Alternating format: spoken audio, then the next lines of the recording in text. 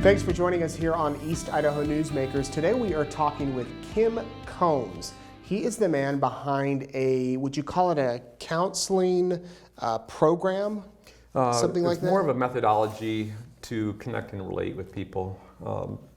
You could use it for counseling. I do sometimes, yes. And it's called the Nurtured Heart Approach. Yes, designed and developed by Howard Glasser. Okay, so Kim was in town recently working with the Hospice of Eastern Idaho, where he gave a presentation about this approach. And really, it's not just for people that have family members in hospice. No. It's for anybody that wants to improve their relationships that might be in traumatic or difficult situations. So tell me a little bit about it, Kim. Okay, 5 years ago, I was asked up in Iowa if I would be willing to go through this week-long training, and I didn't even know what it was at that point. And I said yes, because I'm a trainer for the Iowa Foster Adoptive Parent Association, and they wanted me to go through this so that I could come back and train foster adopted parents.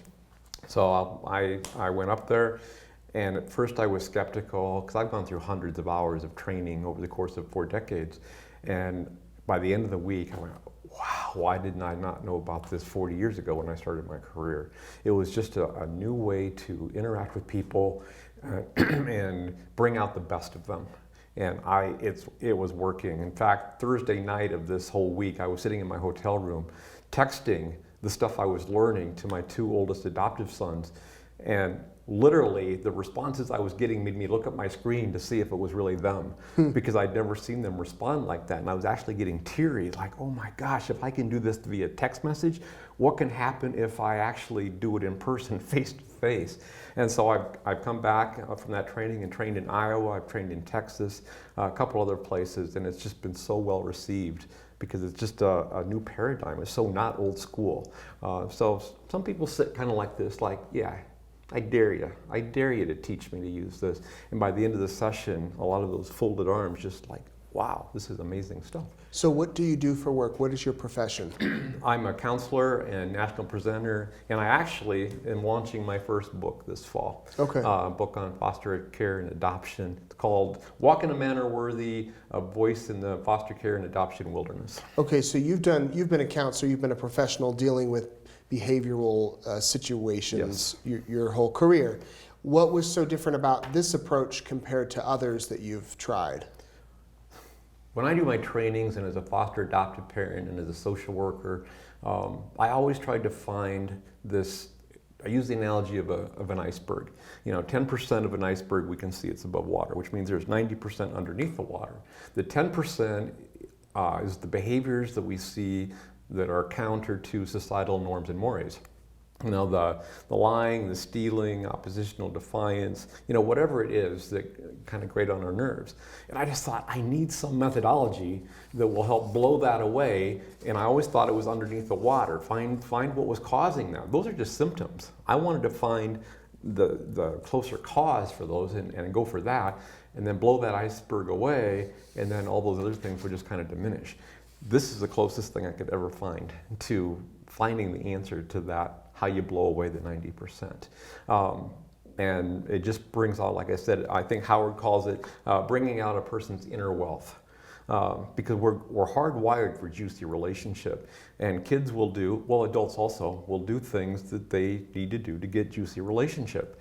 And if they can't do it in a way that's socially acceptable, they'll choose to do it in a way that grates on our nerves, because no attention or negative attention is better than no attention at all. This is a way to help get them the juicy relationship that they're looking for in a very healthy way. So this says the Nurtured Heart approach will help you navigate the tough behaviors of those you work with. This relationship-focused methodology is ideal for helping adults and children build their positive outlook about themselves and use their intensity in successful ways. The Nurtured Heart approach is more than just a behavioral management strategy. It is a philosophy for creating healthy relationships with the people in your life. You've mentioned foster children, but this sounds like, could this approach be used in a work setting or in a neighborly setting, not just with children? Absolutely. In fact, the people that were there, 65% of the 70 or so people, maybe it wasn't that many, but a large percentage were teachers that were already utilizing this methodology in the schools that they were coming from up in northern Iowa, where we were being trained. And there were a couple things that they said. Four things changed in the schools when they started doing this. One, absenteeism went down because kids found that it was safe to come to school because everybody was utilizing this approach. Two, bullying situations went way down. Three, trips to the principal's office went way down. And the thing that really blew me away with these teachers that were in this room, they said, we like teaching again. And I've got friends who are teachers that can't wait till they retire because it's getting so hard to teach kids in a classroom and keep their attention and have to not deal with certain behaviors while the rest of the class is getting kind of left out educationally because they're having to put so much energy in the kids that are acting out. And I thought, wow. And then as the week progressed, some of the people were saying, well, I went home and I used this on my spouse today. And they didn't even know I was doing it, and I got a response I haven't gotten in a long time. So they were showing via examples that, yeah, this isn't just for kids. You can use this in any situation. Okay, so let's say I come in with my wife or with my child to you, and I say, we have issues, we have problems, we don't communicate, or it's hostile or whatever. As a counselor, what's the first thing you say to us? First thing, well, I'd get a little bit of background about what it was like for you as parents. What did you grow up in? Because a lot of times we resort back to the default setting of our parents' discipline measures. And then I would just say, okay, wave the magic wand, what would be different if I did the job you're asking me to do? How would that look? Then I would just talk about utilizing this approach.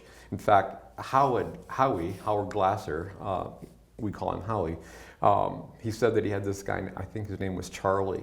And Charlie was born to two parents who were very intellectual. They both taught at community colleges. They were both good at what they did, but they weren't good parents because Charlie ruled the roost. I mean, he was a terror in their own home. And so Howie went in and started working with them. And one of the things that they did was had Dad pick him up from school, and when Charlie got in the car, Dad, before Charlie shut the door, would say, hey Charlie, could you shut the door for me please? Well, Charlie was going to do that anyway. And then as soon as he did, wow Charlie, that was awesome. Thank you very much for listening to the directive that I gave you. That shows me that you have respect for me as a dad. Now, I call this anyway, kind of the barf factor, because seriously, you have to do that? Well, initially, yes. Well, the next thing he did, he waited for the seatbelt to be buckled. And as soon as he heard the click, Dad said to Charlie, hey Charlie, could you buckle up for me, please? I already did, Dad. Wow, look at this. You're already doing things even before I asked. That's cool. When's the last time you did that, Charlie? This feels really good. And Charlie's looking at him like, are you off your meds? Kind of look, because things are changing. And within 2 weeks, Howie said, this family was completely different, completely different. So it sounds like it's minor positive reinforcements of behavior that things we might overlook every moment that really can make the big difference. One of the things that was a challenge to me, and it made so much sense, because we're hardwired for relationship. For example, in my own home with my kids, okay, say I got a phone call from the school that one of the kids was disrespectful.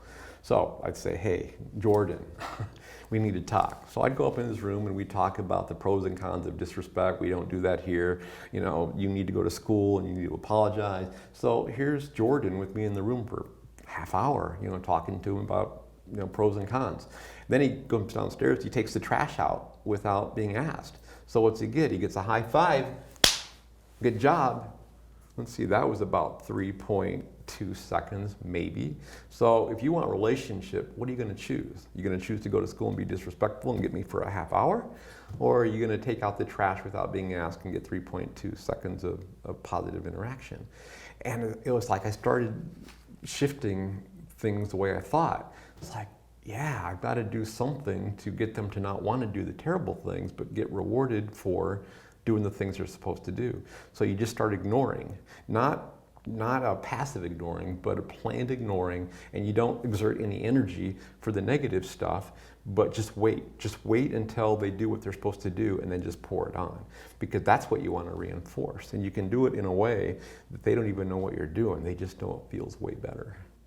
I'd like to ask you about, that isn't necessarily tied in with this, but as a professional counselor, the recent shootings that have happened in our country and seem to keep happening, how do parents talk about this with their children who are scared to go to Walmart or to school or to the festival or really anywhere? What would you say to a parent that comes in, or a child that says, I just want to stay home? One of the things that I think is really important, that the kids feel safe with us. I mean, sometimes the kids will take on our anxiety, so the whole point of Nurtured Heart approach is to not get sucked into their chaos, but draw them into our calm. So I guess I would just say we need to be real, talk about it. We don't want to put it under the rug, but they have to see that we are remaining calm in this and just continuing to build them up. They're resilient. We can help them be resilient through all this stuff by saying, you know what, this is bad stuff that's happening, but let's do our part in trying to make the world a better place as far as it concerns us. So that's the best I can do off the top of my head with that question. No, that's great. I think that a lot of people need some reassuring, even adults. Oh, absolutely. What do you? And it's a conversation that we probably should have with our children. So obviously, by the time this airs, your workshop will have been over here in Eastern Idaho. But how can people find out more if they want to learn more about this approach and more of what you're doing? Okay. There are a lot of things on the internet and YouTube. They can type in Nurtured Heart Approach or Children's Success Foundation, which is the umbrella over that. They can contact me. I'm on Facebook. They can private message me, KCOMBES@netins.net. I don't know if you can put that on the screen or something later, but I would be happy to direct people. I can send them information about the stuff and where they can get more. Celeste, my college friend that invited me to be here, you could contact her at the hospice and she could give you the information, at least my contact information also. This says that target audiences include professionals within the area of education, mental health, social services, human services, healthcare, geriatrics, developmental disability, criminal justice, probation, child care, and anyone else wanting to hone skills to help all adults and children thrive. That sounds like everybody. Absolutely. Somebody fits in there anywhere. And whether you have problems in relationships now or later, chances are you probably will at one point. Absolutely. One of the things I remember about 4.5 years ago after I did this training, I got asked to come in and do a 45-minute presentation for Story County Human Services Council, county where I live in Iowa.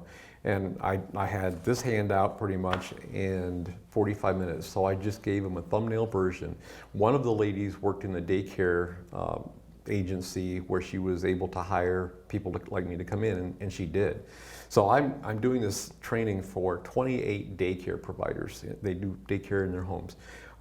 At the end of this time, one lady said, this is complicated to me. I don't know how this works. I don't get it. And she was pretty much not able to get out of the old school discipline and transition into thinking about a different paradigm. So anyway, this lady that hired me said, Kim, can I stand up for a second? And I said, certainly. She said, here's what happened. I heard Kim's 45-minute presentation. He gave me a brief handout, and I took it home, showed my husband. We started doing this with our two kids that are not even in school yet.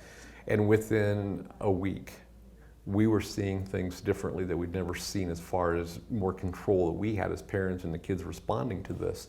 And that's why I asked him to come, because if I can learn in 45 minutes to change my household dynamics, I thought 6 hours could help you.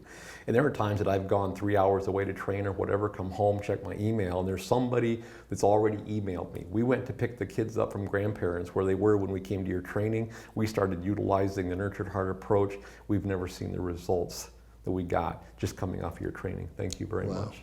Wow. It's amazing stuff if you do it the way Howard Glasser designed it to be. Cool.